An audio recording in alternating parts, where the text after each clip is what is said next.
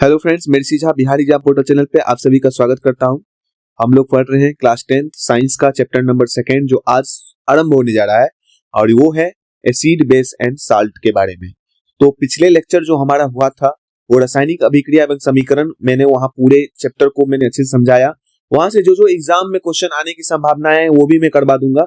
और यहाँ से acid and base and salt ये है बहुत ही इंपॉर्टेंट।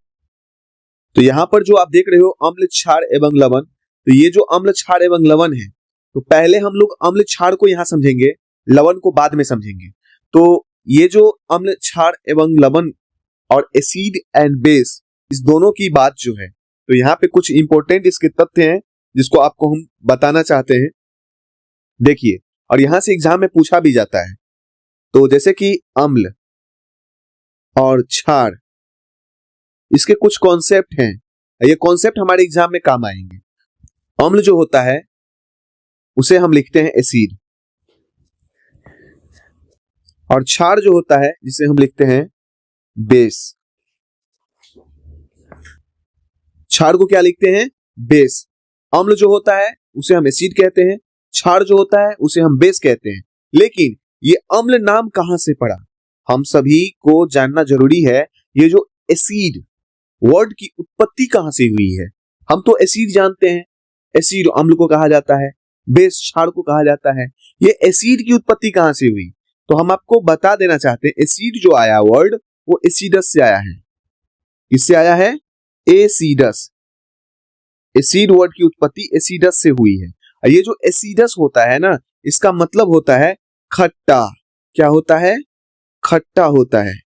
यानी अम्ल जो होता है स्वाद में कैसा होता है? खट्टा होता है। ये जो अम्ल है इसकी जो इंग्लिश में हम लोग कहते हैं एसिड, तो एसिड की उत्पत्ति हुई है एसिडस से। एसिडस का मतलब होता है खट्टा, यानी हम सभी जानते हैं कि अम्ल जो होता है स्वाद में खट्टा होता है। उसी तरह अगर हम बात करें बेस की, तो हम सभी जानते हैं बेस जो होता है स्वाद में तो कड़वा होता है, लेकिन इसकी जो प्रकृति होती है ना, ये कैसी प्रकृति की होती है? तो ये जो होता है साबुन की तरह, साबुन की तरह चिकना होता है। और हम सभी जानते हैं ये क्या होता है स्वाद में। अगर आप स्नान कर रहे होंगे तो आपके मुख के अंदर कभी साबुन है ना, कि उसकी जो झाग है जो आपके मुंह के अंदर गया होगा, तो आप फील किए होंगे कि उसका स्वाद जो होता है ना, कैसा होता है? कड़वा या तीखा होता है। कड़वा या तीखा होता है। तो स्वाद जो होता है क्षार का वो कड़वा होता है, अम्ल का जो स्वाद होता है खट्टा होता है। अब अगर हम अम्ल क्षार की प्रकृति की पता करें और स्वाद के आधार पर अगर हम पता करें तो क्या हो सकता है? हमारे साथ दुर्घटना घट सकती है। दुर्घटना क्या घट सकती है कि एसिड अगर कॉन्सेंट्रेट है, अगर सांद्र अम्ल है, तो सांद्र अम्ल अगर हमारे मुख के ऊपर पड़ता है तो क्या हो सकता है? हमारे मुख की स्किन जल सकता है, चेहरा जल सकता है, हमारा नुकसान हो सकता है, इंसान की डेथ तक हो सकती है। तो भैया हम कब तक स्वाद, पहले क्या था कि वैज्ञानिक लोग टेस्ट किए, भैया खट्टा लगा तो अम्ल है, भैया कड़वा लगा तो ये क्षार है। लेकिन ये स्वाद के आधार पे कितने दिन तक पता करेंगे? ये हमारे जीवन के लिए नुकसानदायक हो सकता है। तो इससे बचने के लिए हम लोगों ने क्या किया? एक सूचक का प्रयोग किया। क्या सूचक का प्रयोग किया? उस सूचक का क्या नाम था? उस सूचक का नाम था लिटमस पत्र। क्या था नाम? लिटमस पत्र। एक प्राकृतिक सूचक का प्रयोग किया गया, इस सूचक का नाम था लिटमस पत्र। लिटमस पत्र, उस सूचक का क्या नाम था? लिटमस पत्र। ये जो लिटमस पत्र था ना, इस पत्र में दो बातें होती हैं। पहली बात ये होती है, अगर एसिड में इसको हम डुबाते हैं, अगर यहाँ पे पत्र दो प्रकार का होता है, एक नीला होता है, एक लाल होता है। एक नीला पत्र होता है, एक लाल पत्र होता है। अगर नीले पत्र को अगर हम लिटमस पत्र में, मतलब ये अम्ल के अंदर या किसी भी विलयन में डुबोते हैं, अगर नीले लिटमस पत्र को किसी विलयन में डुबोते हैं और ये नीले लिटमस पत्र, आप यहां देख लें, ये अगर नीला लिटमस पत्र अगर क्या हो जाता है? लाल हो जाता है। क्या हो जाता है? नीला लाल हो जाएगा। तो हम इससे क्या पता करेंगे? अगर नीला लिटमस पत्र अगर लाल हो जाता है भैया, तब ये क्या है? अम्ल है। क्योंकि अम्ल क्या करता है? नीले लिटमस पत्र को लाल कर देता है। इसी तरह अगर हम लाल लिटमस पत्र को विलयन में डुबोते हैं और वो कैसा हो जाता है, नीला। वो कैसा हो जाता है, नीला। तो हम क्या कहते हैं भैया, लाल लिटमस पत्र को अगर हम डुबोते हैं किसी विलियन में, अगर उसका कलर नीला हो जाता है, यानी वो क्या है, वो है क्षार, बेस है। इसी तरह नीला को अगर हम डुबोते हैं, अगर वो लाल हो जाता है तो हम कहते हैं क्या है, अम्ल है। क्योंकि हम सभी जानते हैं कि अम्ल जो है नीले लिटमस पत्र को लाल करता है, क्षार जो है लाल लिटमस पत्र को नीला करता है। लेकिन ये क्या होता है, एग्जाम में कभी कभी कंफ्यूज हो जाते हैं और ध्यान पे नहीं आता है कि भैया कौन नीला को लाल करेगा, कौन लाल को नीला करेगा, कंफ्यूजन होता है। तो वहां पे एक वर्ड आप याद रखना, इस वर्ड का नाम है अनिल। ये अनिल, अनिल से आप क्लियर कर लोगे, औ से अम्ल होता है, नीला, नौ से नीला, अल्लाह से लाल। ये ट्रिक अगर आप याद रखते हो, अम्ल जो होता है वो क्या करता है, अनिल नाम अगर आप याद रखते हो तो औ से अम्ल, नौ से नीला, अल्लाह से लाल, यानी अम्ल नीले को लाल कर देता है। तो बस आप सभी जानते हो लाल को नीला क्षार करता है। तो यहां से आप इस चीज से, इस ट्रिक से आप इसको एग्जाम में गलती नहीं करोगे। तो अनिल नाम से आप इस कंफ्यूजन को, ये एसिड बेस की जो कंफ्यूजन है लिटमस पत्र वाला, इसको आप क्लियर कर लोगे, है ना। अब बस यहां से एग्जाम में डायरेक्ट पूछा जाएगा। अब पूछा जाता है कि नीला लिटमस पत्र को लाल कौन कर देता है, हम सभी जानते हैं। अगर आपको ध्यान रहेगा, अनिल तो नीला को लाल, यानी औ से अम्ल, नीले को लाल। तो हम सभी जानते हैं अम्ल जो होता है नीले को लाल करता है। बाकी क्षार है तो क्षार क्या करेगा, लाल को नीला कर देगा। ये एग्जाम में डायरेक्ट पूछे जाएंगे। इस बार का भी जो 26 का एग्जाम होने जा रहा है उसमें भी आएगा, तो आप कंफ्यूजन नहीं होंगे। चलिए कुछ और कॉन्सेप्ट है जिसको हम लोग समझते हैं।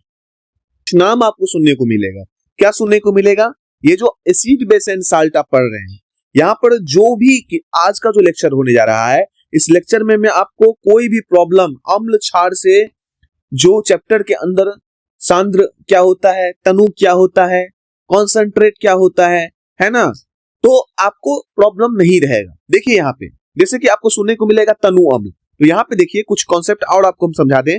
जैसे कि तनु की बात करें, यहाँ पे देखिए तनु, तनु को हम लोग कहते हैं डाइल्यूट। क्या कहते हैं,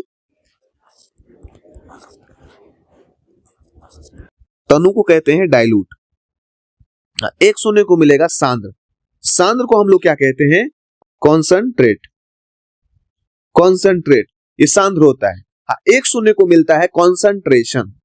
ये जो कॉन्सेंट्रेशन आप देख रहे हो ना, इसे हम लोग कहते हैं सांद्रता। क्या कहते हैं, सांद्रता। जैसे कि आप एक परख नली लो, उस परख नली में आप क्या करो कि इस परख नली में हमने क्या किया कि इसमें पानी को भर दिया। किसको भर दिया, पानी को।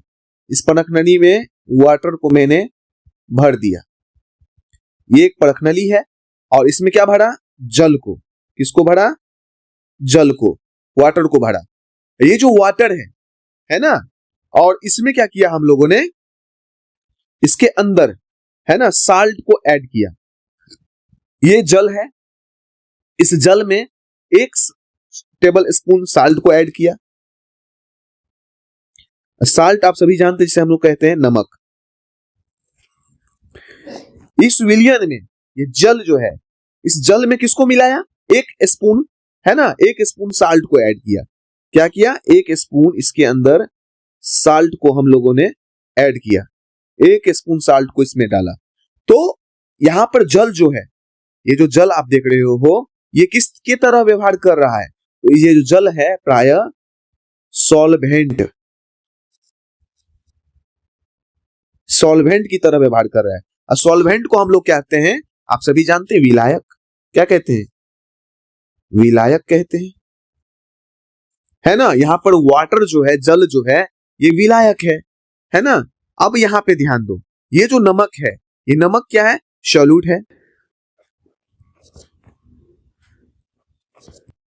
जिसे हम कहते हैं विले। अब इस चीज को समझने के लिए आपको हम समझाते हैं, ध्यान दीजिएगा। अब देखिए यहां पर जो है जिसकी मात्रा, यहां पे आप क्या देख रहे हो, ये जो जल है, ये जल में नमक को घोला जा रहा है। इस पानी के अंदर किसको घोला जा रहा है, नमक को घोला जा रहा है। इस पानी के अंदर नमक को घोल रहे हैं। ये नमक किसके तरह व्यवहार कर रही है, विले की तरह व्यवहार कर रही है। और ये जल क्या कर रहा है, नमक को घोल रहा है ना। तो ये जो नमक है ये जल में घुल रहा है, तो घोलने वाला कौन है? तो जल है। तो जल यहाँ पे किस तरह व्यवहार कर रहा है? विलायक की तरह व्यवहार कर रहा है। तो यहाँ पे क्या ध्यान देना है आपको कि भैया ये जो विलय है और विलायक है, तो विलय क्या होगा? तो विलय जिसकी मात्रा विलयन के अंदर कम होगी वो विलय होगा, जिसकी मात्रा विलयन के अंदर अधिक होगा वो विलायक होगी। ध्यान देना, जिसकी मात्रा कम होगी है ना वो विलय होगा, और जिसकी मात्रा अधिक होगी वो विलायक होगा। जैसे यहाँ पे कुछ और एग्जाम्पल हम ले लेते हैं। जैसे यहाँ पे आप ध्यान दीजिए, 2 टेस्ट ट्यूब है। क्या है? 2 टेस्ट ट्यूब को मैंने लिया। एक टेस्ट ट्यूब के अंदर इसमें पानी मैंने डाल दिया, इसमें पानी ऐड किया, इस दोनों टेस्ट ट्यूब में क्या किया? पानी ऐड किया। एक के अंदर 1 स्पून है ना साल्ट को ऐड किया, 1 स्पून साल्ट को ऐड किया, एक के अंदर 2 स्पून साल्ट को ऐड किया। तो भैया आपसे अगर पूछें कि सांद्र कौन होगा, दोनों में सांद्र विलयन कौन सा होगा? इसमें 1 स्पून है, इसमें 2 स्पून है, मतलब यहाँ पे 2 स्पून है ना, तो जिसमें 2 स्पून है जिसमें 1 स्पून है, तो 2 स्पून वाला 1 स्पून से क्या होगा? ज्यादा सांद्र होगा। यानी ये जो दूसरा नंबर का है जिसमें 2 स्पून साल्ट को मिलाया है ये ज्यादा सांद्र होगा। यानी यहाँ पे क्या कॉन्सेप्ट आया? यहाँ पे ये कॉन्सेप्ट आया कि भैया यहाँ पर जिसमें पदार्थ की मात्रा अधिक होगी, जिस विलयन में किसकी मात्रा अधिक होगी, मतलब विलय की मात्रा अधिक होगी, तो वो विलयन क्या होगा? कॉन्सेंट्रेट होगा। जैसे जैसे इसके अंदर हम अगर साल्ट को बढ़ाते चले 2 स्पून 3 स्पून 4 स्पून, तो भैया इसके अंदर सांद्रता भी तो बढ़ती जाएगी। और इसके अंदर जो आप देख रहे हो दूसरे वाले यानी ए और बी, ए बी में आप क्या देख रहे हो? ए वाले के पास जो विलय की मात्रा है वो कम है, बी में क्या है? विलय की मात्रा अत्यधिक बढ़ाते जा रहे हैं। तो इसकी जो विलय की मात्रा को बढ़ाते जा रहे हैं तो क्या है? उसकी सांद्रता को भी बढ़ाते जा रहे हैं, वो सांद्र अम्ल होते जा रहा है। क्या होते जा रहा है? कॉन्सेंट्रेट। वो विलयन कैसे होते जा रहा है? कॉन्सेंट्रेट होते जा रहा है। तो ठीक है, तो यहाँ पे आपने क्या कॉन्सेप्ट समझा?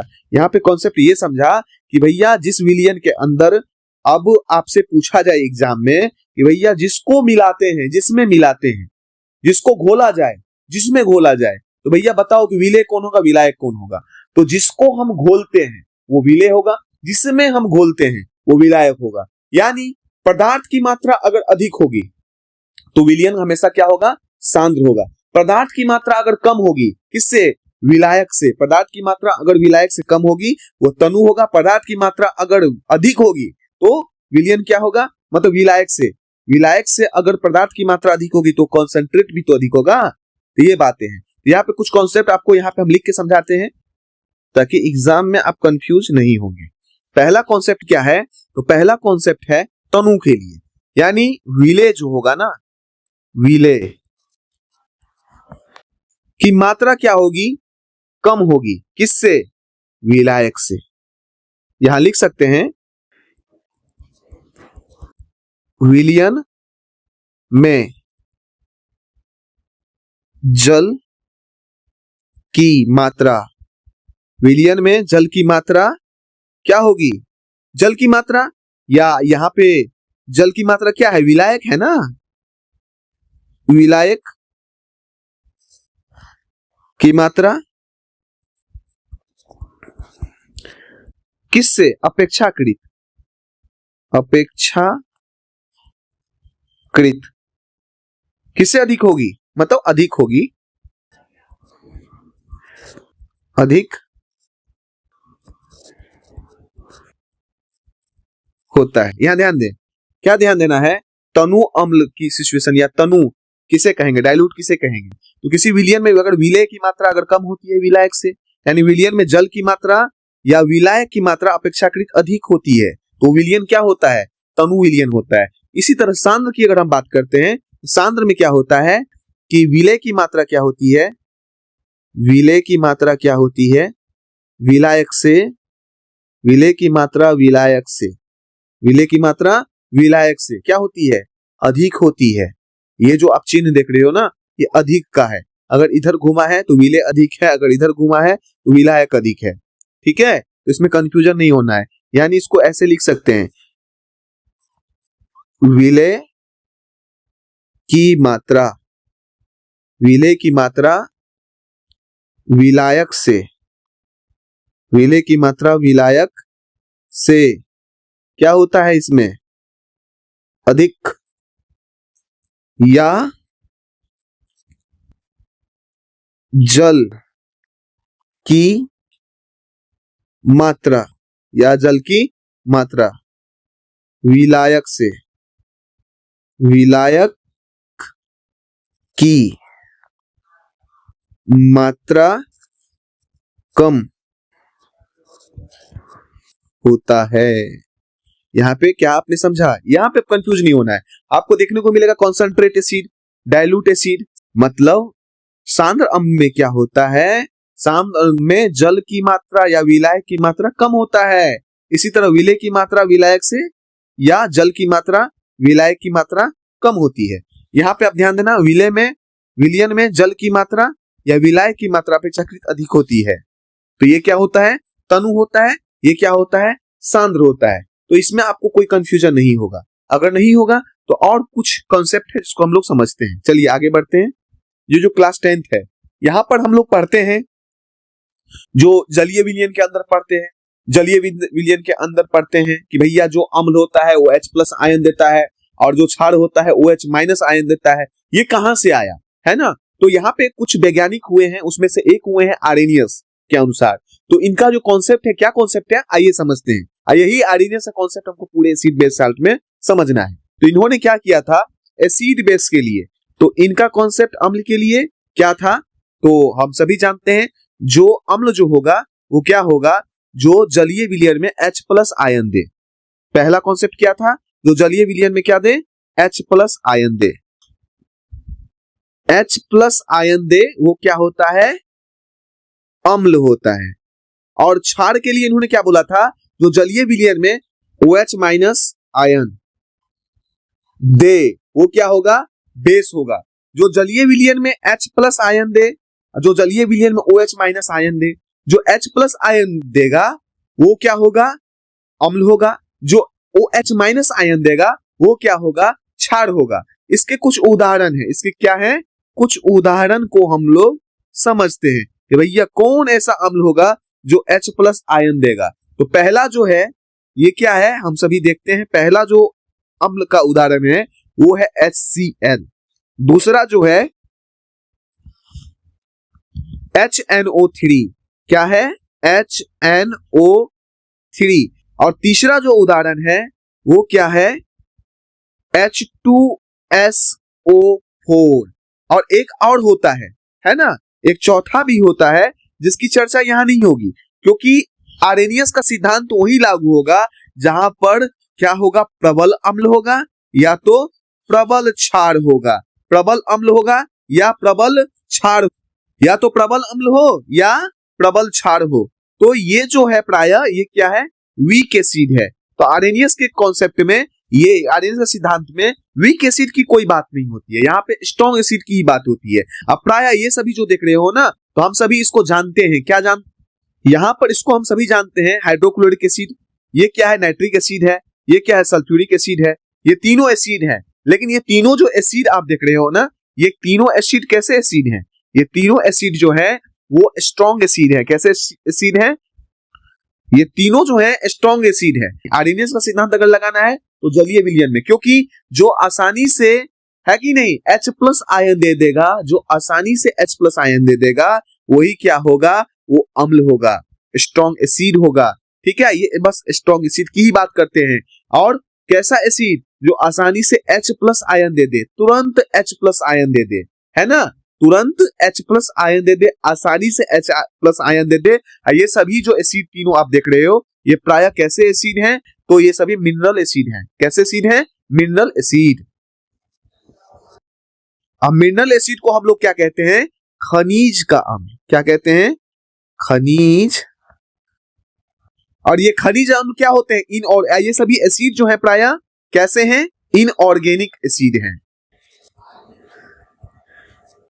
इनऑर्गेनिक का मतलब अकार्बनिक। ये कैसे अम्ल हैं? अकार्बनिक अम्ल हैं।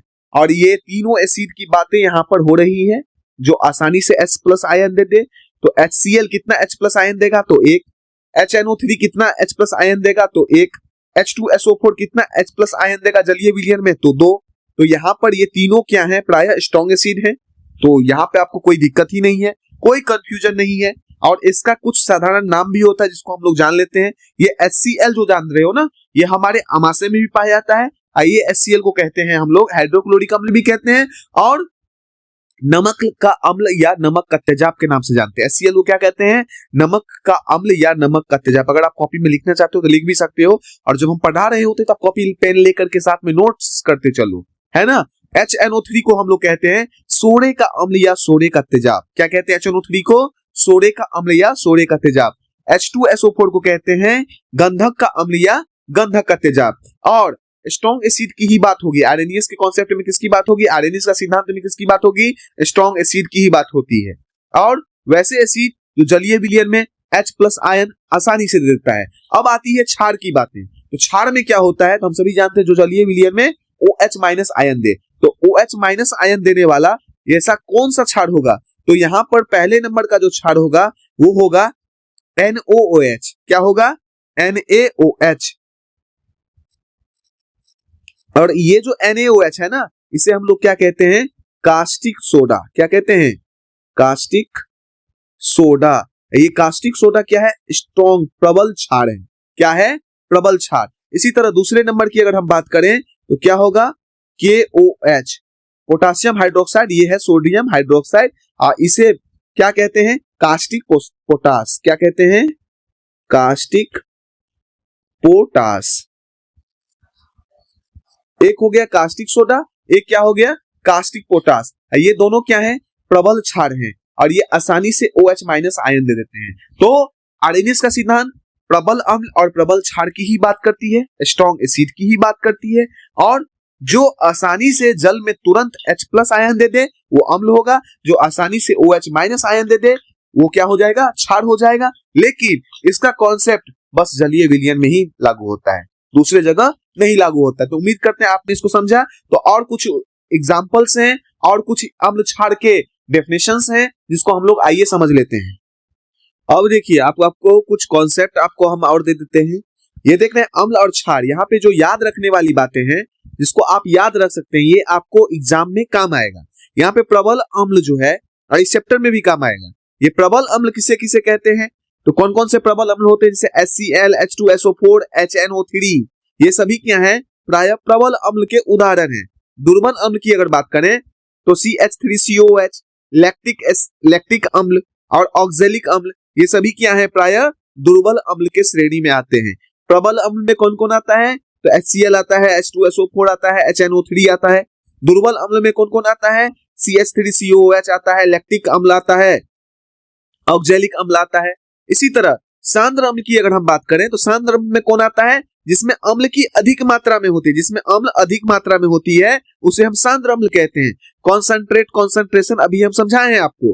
तो सांद्र अम्ल जिसमें अम्ल की मात्रा यानी पदार्थ की मात्रा अधिक होती है ना, तो क्या हो? कॉन्सेंट्रेट होगा। तो यहाँ पे जिसमें अम्ल की मात्रा अधिक होती है वो क्या होता है? सांद्र अम्ल होता है। तनु अम्ल जिसमें अम्ल की मात्रा क्या हो? अल्प मात्रा में हो, और जिसमें अम्ल अल्प मात्रा में होती है जबकि जल अधिक मात्रा में होता है, ऐसे अम्ल, ऐसे विलयन को हम लोग क्या कहते हैं? तनु अम्ल का विलयन कहते हैं। इसी तरह अगर क्षार की बात करें, बेस की बात करें, तो प्रबल क्षारक जैसे NOH, KOH और Ca*OH का होल ट्वाइस, कैल्शियम हाइड्रोक्साइड, ये सोडियम हाइड्रोक्साइड, पोटासियम हाइड्रोक्साइड, ये सभी क्या है? प्राय प्रबल क्षारक हैं। दुर्बल क्षारक की अगर हम बात करें तो NH4OH, ये जो NaH4OH है ना, NH4OH जो है इसे हम अमोनियम हाइड्रोक्साइड कहते हैं। क्या कहते हैं इसको?